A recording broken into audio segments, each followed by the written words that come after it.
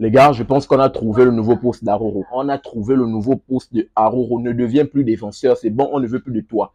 Tu ne maîtrises pas la ligne du hors-jeu. C'est toi maintenant notre nouveau super sub. C'est toi notre attaquant.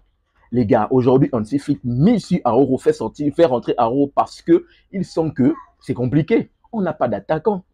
Tous nos gars ils sont tous blessés. Lewandowski blessé, Ferran Torres, ils sont tous à l'infirmerie. Donc, on n'a pas d'attaquant. En toute dernière minute, il compte sur Aroro pour dire rentre, va me chercher quelque chose là-bas. Va me chercher, toi. Rentre, va me chercher quelque chose là-bas. Va me chercher quelque chose là-bas. Rentre pour essayer de marquer quelque chose. Mais on se rend compte que les défenseurs pensaient que le ballon allait venir de façon aérienne. Les défenseurs pensaient que tous les ballons allaient venir de façon aérienne vu qu'il est quand même assez robuste et tout le reste. Mais non, non, pas du tout. Le ballon est venu là, la belle passe de la part de Frenkie de Jong.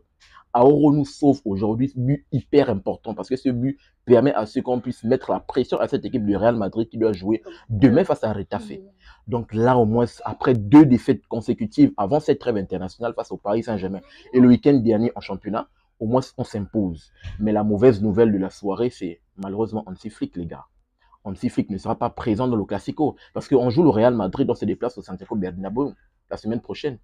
Hansi Flick ne sera pas présent, les gars. Il prend un carton rouge aujourd'hui. Deuxième carton jaune significatif d'un carton rouge aujourd'hui. Ce n'est pas bon. Ce n'est pas bon, c'est compliqué, les gars. Mais je pense que ce match est très inquiétant. Je pense que ce match est très inquiétant. Oui, au début, je suis venu pour me réjouir par rapport à la victoire. Mais ce match est très inquiétant. Très inquiétant. Pourquoi? Parce que je me rends compte que sans notre 11 titulaire, on a du mal. Sans nos joueurs, on a du mal de 1 à développer un jeu, de 2 à pouvoir se créer des occasions, de 3 tu te rends compte même que certaines individualités qui sont présentes, lorsqu'il y a d'autres qui sont absentes, elles n'arrivent pas à briller. C'est compliqué. On est un jeu stéréotypé. En première période, c'était complètement un jeu stéréotypé. Un jeu, pour ma part, lorsque je regardais, c'était juste en mode... parce que c'était compliqué, les gars. C'était compliqué de s'en sortir aujourd'hui. C'était difficile de s'en sortir aujourd'hui, les gars. La première mi-temps a été catastrophique et pourtant on rentre bien dans la partie, il faut le dire. On rentre bien dans le match.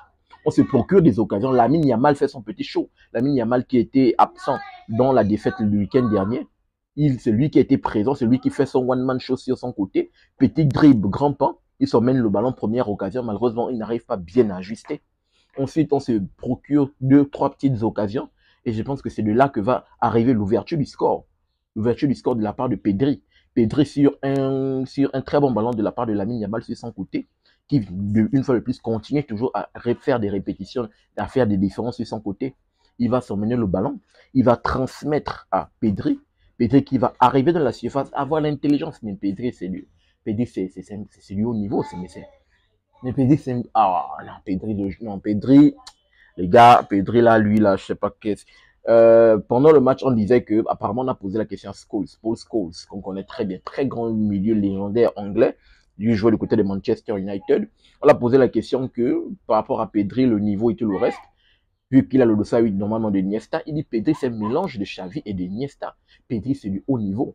Le but de Pedri aujourd'hui est incroyable. Combien de joueurs allaient juste marquer ce genre de but? Parce que Pedri, il est dans la finesse, il n'est pas dans le... Oui, il y a des moments où des fois il met des boulins de canon. On a pu le constater la saison précédente face à cette équipe madrilène dans le derby.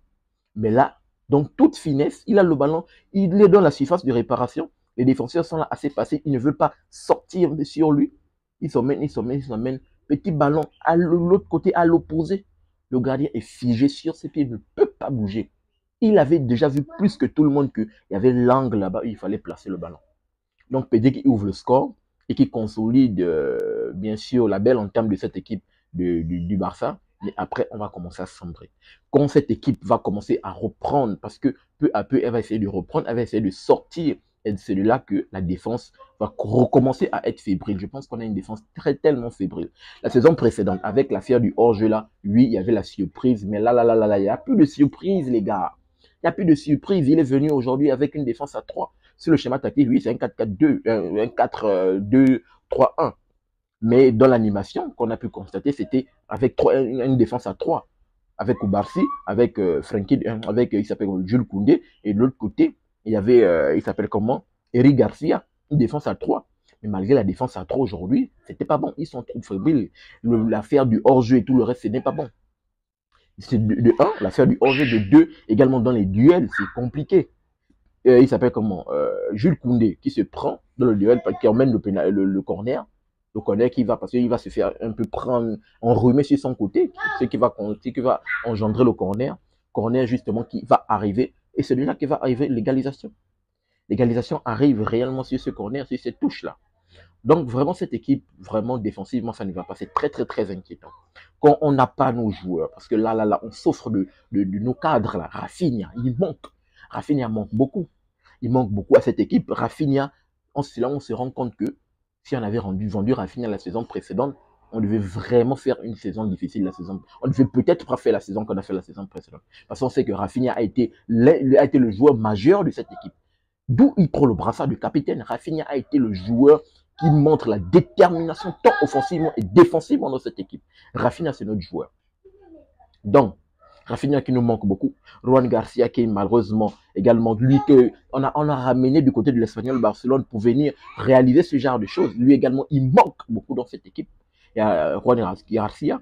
Il y a également ok, Firmine Lopez était de retour. Lui, il était de retour. Il est rentré en deuxième période de la part du petit Théo. C'est qui Anthony, hein, Anthony Fernandez, un jeune petit là de 20 ans qui était titulaire, qui était numéro 9, malheureusement, c'était pas bon. Il s'appelle comment Marcus Rashford sur son côté, jusque depuis le début des blessés, c'est lui au moins ce qui essaie de tenter. Il essaie de tenter à plusieurs reprises avec des différences. Tantôt ça passe. Des fois, je me rappelle d'une action, il va mettre une belle frappe au premier poteau. Et heureusement que malheureusement pour nous, le ballon n'est pas cadré. Mais la frappe pouvait très bien rentrer et tromper le gardien.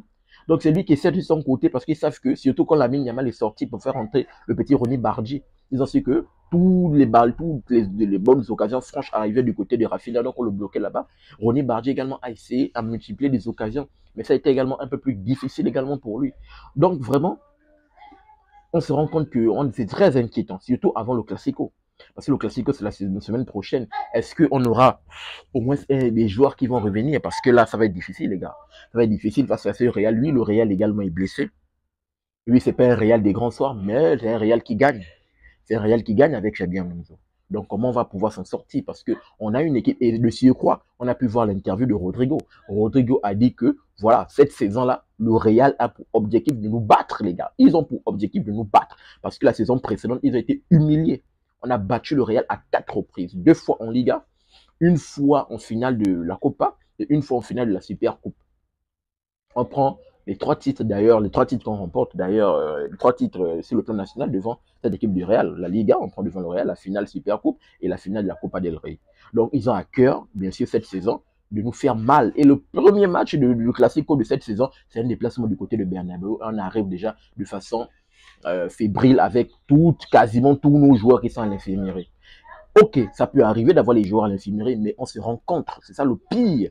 D'où je parle que c'est très inquiétant. Le pire, c'est que même quand on a tous nos joueurs à l'infirmerie, on se rend compte qu'on n'arrive pas à être productif. Les joueurs titulaires, les joueurs majeurs comme Lamine Yamal, comme les Pedri, ce sont des joueurs, on se rend compte que lorsqu'il y a certains joueurs qui ne sont pas là, les gars également n'arrivent pas à être tellement productifs, c'est quand même compliqué. Parce que pourquoi? Parce que c'est un football qui se joue à 11, c'est pas un football individuel. Et le Barça est une équipe qui est créée pour jouer collectivement à 11.